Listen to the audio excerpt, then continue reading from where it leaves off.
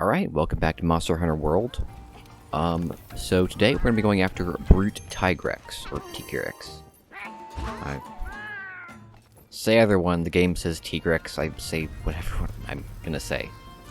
So this one, originally I thought I would have to fight him by getting to level 6 in the Rotten Vale, but turns out, surprise, there is an event quest that you can do him in. Which, that works just as well. And so that's what we're going to be doing. He's... I mean, not terribly different from regular Tigrex. The main change they did make with him is that they made him roar a lot more. Which has been interesting. So, essentially his mouth becomes a giant sonic weapon, almost, because it actually does a fair bit of damage. So unfortunately, they spawn me right down here, so I can't actually use my two buff potions, which the Mega Armor Skin and the Mega Demon Drug, I believe. Yes. So he's not using his roars just yet, but because in the Rotten Vale, Tigrex is, well, it's true of regular Tigrex, but whatever weapon, whatever material the ground is made out of, that's what elemental effect his boulders have.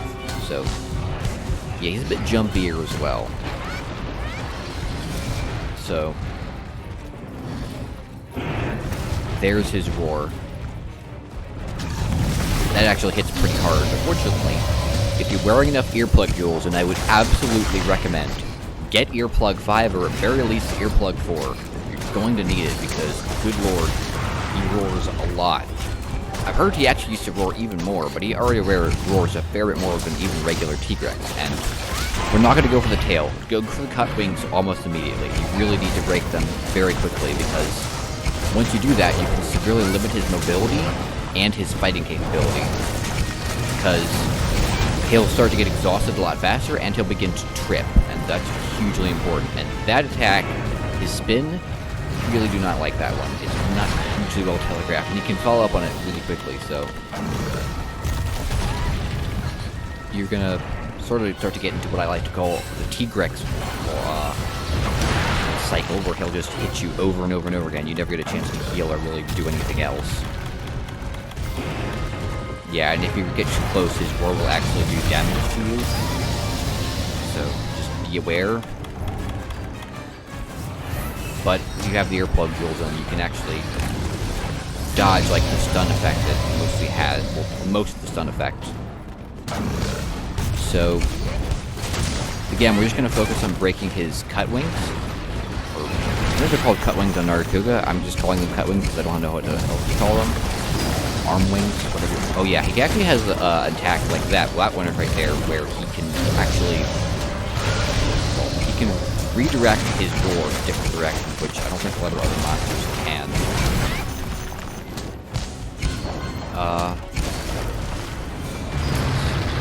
So yeah, we're just gonna start tanking through him with the Temporal Mantle and attempt to just deal as much damage as we can to those wings, because we need his arms broken fast, because once he starts tripping, that gives us many more options as to how to deal with him. Fortunately, the good thing is that his Insect Glaive buffs are actually really easy to get. So, you know, he's not like, I don't know, what is it? Some monsters where, like, you can't really get one of them. Like, I think Kulu is a good example, where, like, his third buff is nearly impossible to get. Yeah. But if you're close enough, he can get you the roll.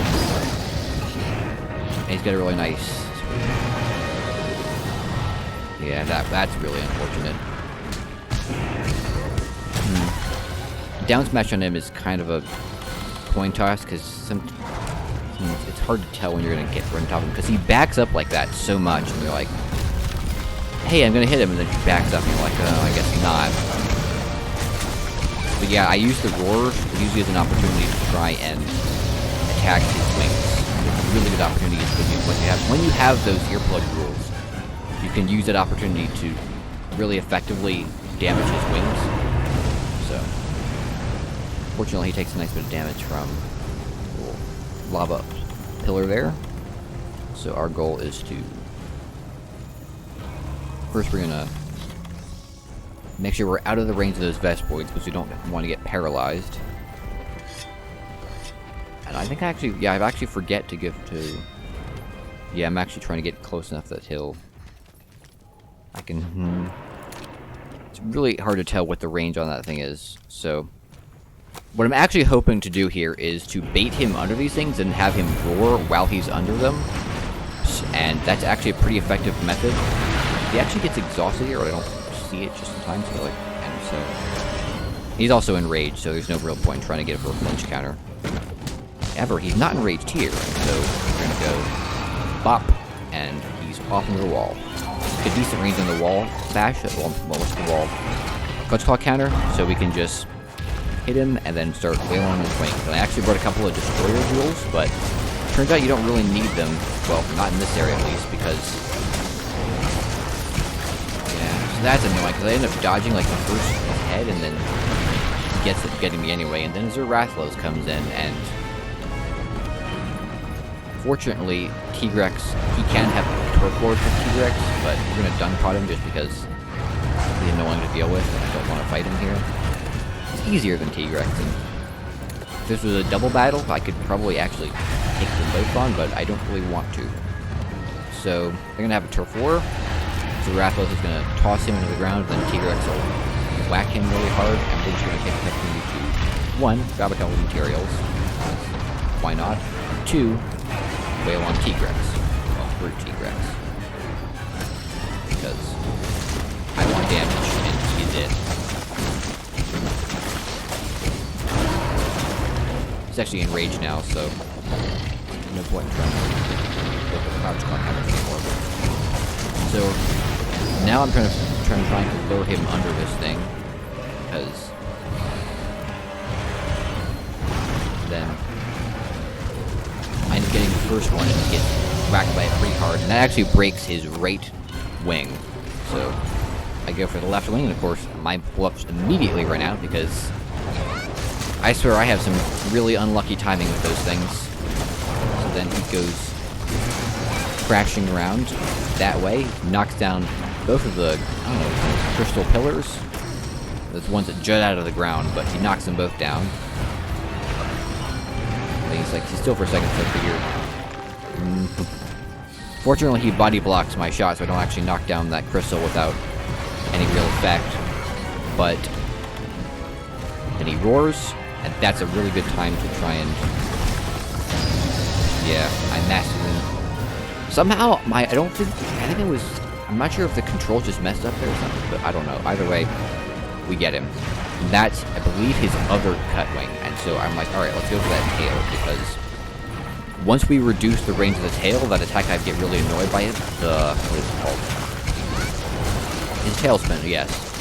That will be less of an issue. So, let's place our barrel bomb down on his head. And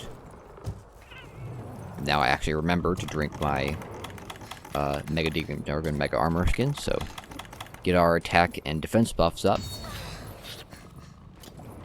And boom. That breaks his head. And now I decide to try and go for a mount, I think. Fight's not too bad. Try and dodge. Vitality Mantle. That's like the big war where he rears up like that. That's the one you really gotta watch out for, because that one can do some serious damage. Dodge the tail swipe. And then we grab onto his head, because if we didn't there, I probably would have taken a massive hit. I do have the Vitality Mantle on, but even still, you don't... It's never a good idea to try and just tank hits. You always want to avoid them if possible. So we're just gonna whack on him for a little bit. 3 of his parts are broken, so his 2 arms, his head, and his 2 arms, his head can be broken, the tail can be severed.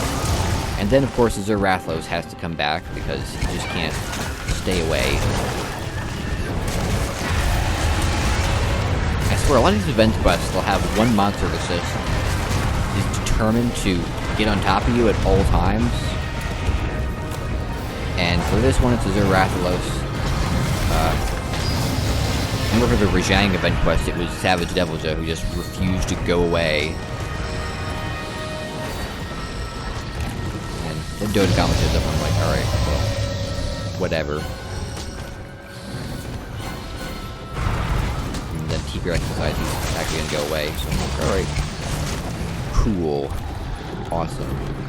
So now we're going to just hard focus his tail. I want the tail off, mostly for extra carves at this point, and we'll slightly reduce the range of his tailspin, but again, it's not going to be too much, but either way, it's just a nice thing to get.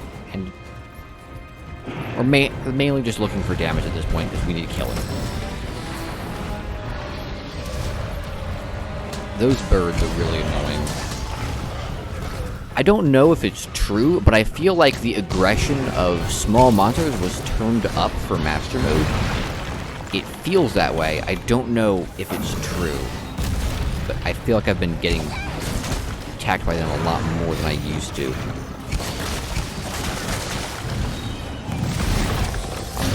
Go for the tail. It's really hard. Again, he moves a lot.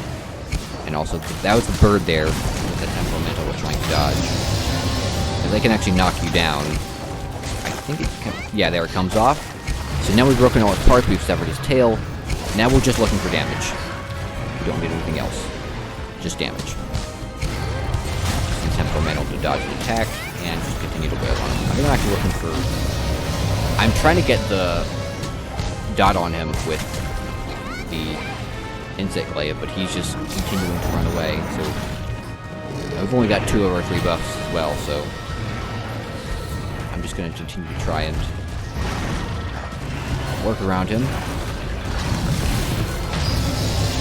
There we got 3rd one. Yeah, you see, he roars a lot more than I think. Even Screeching Legiana, for whatever reason, should have been called, I don't know. Ice Spike Legiana. She's very inappropriately named. Like, really? Screeching Legiana? She doesn't even... I don't think she yells that more than regular Legiana, who doesn't yell as much as Brute Tigrex, who is not named Screeching T-Rex or Roaring Tigrex or whatever. For whatever reason. Alright, I think here we finally get him with a big down smash, and then we just start to explode him a bit. Yeah. That charge is what people really hate him for, because he's going to get locked in a cycle where he'll just charge you over and over again. And then you just never get a chance to do anything. But I'd say he's actually easier than regular Tigrex if you have the Earplug jewels, because of how much he roars. It gives you much more of a chance to just start wailing on him. So he's actually going to start to get exhausted here. So once he starts to get exhausted, he'll begin to actually trip. And the wind up on his attacks will be a lot slower. Yeah, we get a... I probably should have tried to clutch comment and counter into the wall there, but he moves a lot too fast. And I'm like, alright, well, I don't want to get thrown off and dealt a bunch of damage there. So, yeah, see, he trips. Now it gives us an opportunity to go in and deal some damage to him. That's why breaking his wings is super important, because you can force those trips out much earlier, and it really helps you when making the fight a lot easier. And we'll grab our buffs up again. See the wind up on the attack? That's really slow compared to his normal attack. And so you can just start getting in and start wailing on his head, which takes a lot of damage. One of his weaker parts. One of his weak parts are his arms and his head. So now he's in limping state. That means he's pretty close to dead. And we'll be able to take him down here in just a moment. Let's carve his tail first, because extra carves, yay. I'm probably not going to make his armor, but his insect glaive does look like it could potentially be interesting if I was going to go for like a sleep build. Yeah, his insect glaive's a sleep glaive. I've never played around with like the other elemental effects, like, you know, blast glaives. I do have a blast glaive, but it's really only for when I really need it. Blast glaive. I haven't really played around with the status effects outside of the regular weapons, because I already have my blast insect. I might get into that at some point, but so far the regular weapons are serving me just fine. So I might not change in a little bit. It may take me a while to really figure them out and get a good build around one of them. But yeah, this is our final area. This is actually his nest. He uses the same nest as Urgon, unfortunately. He can't roll around as much, because Urgon in this area is awful. I will gladly say it. So this area is actually one that turns out kind of insane for me. Because I don't know, either I'm a god or I'm insanely lucky. One of the two is true. I don't know which one.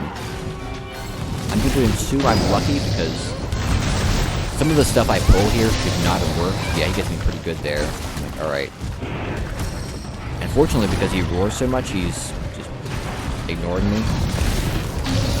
So, yeah, some of the scariest times when he's bearing down on you like that, but once he starts roaring, you're like, oh, I can just use my earplug tools to avoid that. I'm just wail on him a bit.